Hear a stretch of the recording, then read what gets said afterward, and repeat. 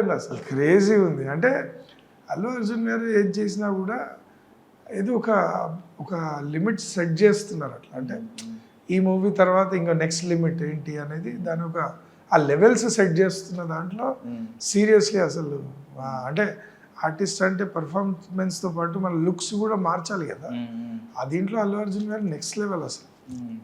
Is like shock మీరు కూడా అసలు అదిరిపోయింది. Like actually Pushpa I was waiting for the look. ఆ సినిమా పేరు ఏముంటుంది, లుక్ ఏముంటుంది అని వెయిట్ ఏమనిపించింది మాస్టర్ మీకు ఆ పేరు వినగానే? రాకా అంటే ఇంకా మాస్ అది. యాక్చువల్గా రాకా అని వినంగానే అది out and out mass title నాకైతే. అంటే ఇంకా అంతకంటే రాగా ఇంకేముంటుంది. ఆ రాకా అనే టైటిల్కి కరెక్ట్ ఆ లుక్ కూడా అది. స్టైలిష్ స్టార్ అన్న పేరుకి ఆయన కొత్త కొత్త స్టైల్స్ అన్ని ఇంట్రడ్యూస్ చేస్తున్నారు ఇక్కడ.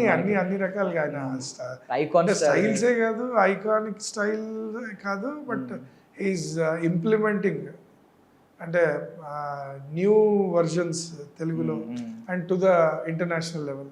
పుష్ప 2 అప్పుడు షాక్ అయ్యారా సార్? అంటే అప్పుడు లేడీ గెటప్, ఐ మీన్ అమ్మవారి గెటప్ అని కాదు, పుష్ప గెటప్ కూడా ఇట్స్ నాట్ నార్మల్ గెటప్.